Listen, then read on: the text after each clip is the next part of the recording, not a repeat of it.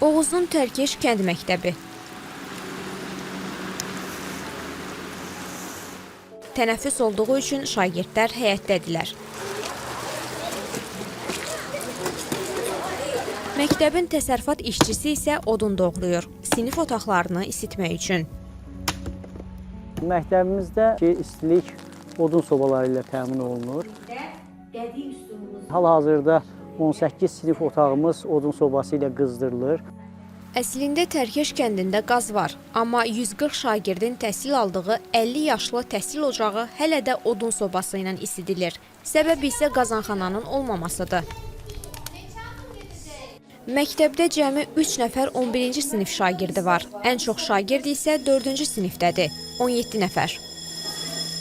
Baxmayaraq ki, müasir sistemlərimiz yoxdur, amma odunla məktəbimiz həmişə təmin olunub, peşlərimiz sinifləri isitməyə yetərlidir.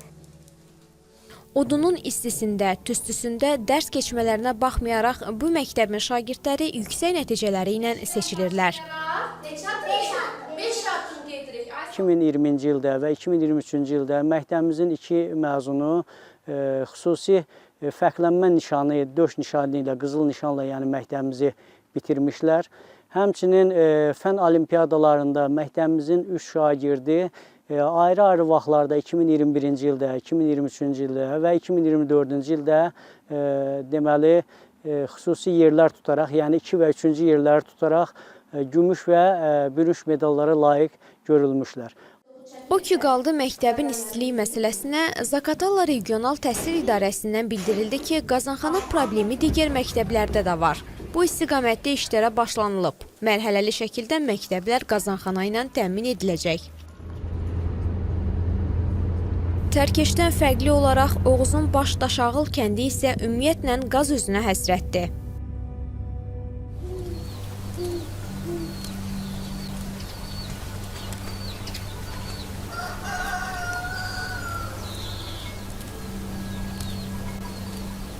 Bax, bu bizim qış tədarükümüzdür, hazırlıq görmüşük.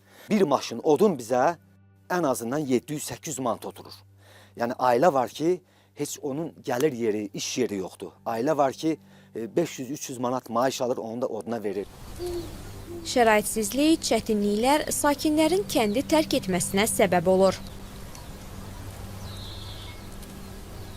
Vaxtı ilə 700-ə yaxın şagirdin oxuduğu bu məktəbdə də şagirdlərin sayı xeyli azalıb. Hal-hazırda məktəbimizdə inandırım sizi 40-50 bəhəm uşağımız yoxdur. Yəni 30-50 arası civarında bizim belə uşaqlarımız var.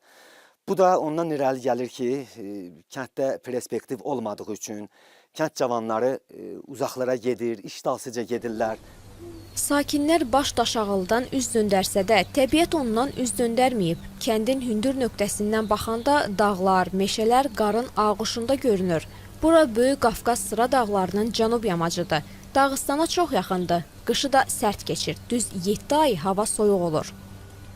Biz qışda ki, hansı ki odun gətiririk, tədarükümüzü belə odunla görürük və məcburuq ki, bizdə qaz olmadığı üçün onun kömürünü götürək.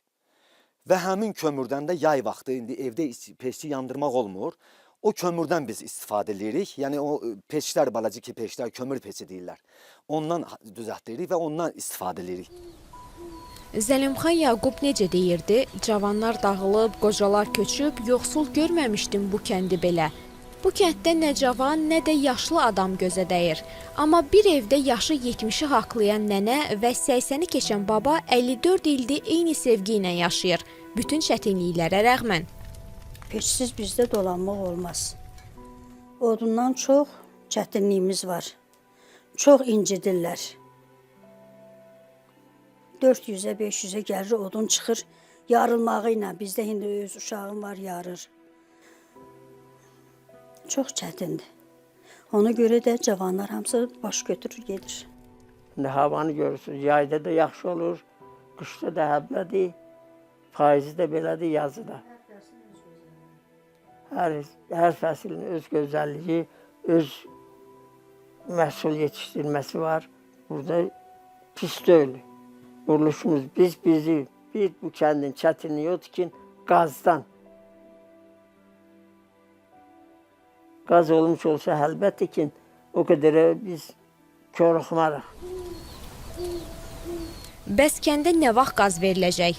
Azərqaz İstehsalat Birliyindən soruşduq. Dedilər ki, Başdaşağıl kəndinin qazlaşdırılmasına növbəti mərhələlərdə Azərqazın maliyyə imkanlarından asılı olaraq baxılacaq. Hələlik isə 2025-ci ilin qazlaşdırılma planında yoxdur. Bu isə o deməkdir ki, kəndin sakinləri növbəti qışı da odun qoxusu ilə keçirməli olacaqlar.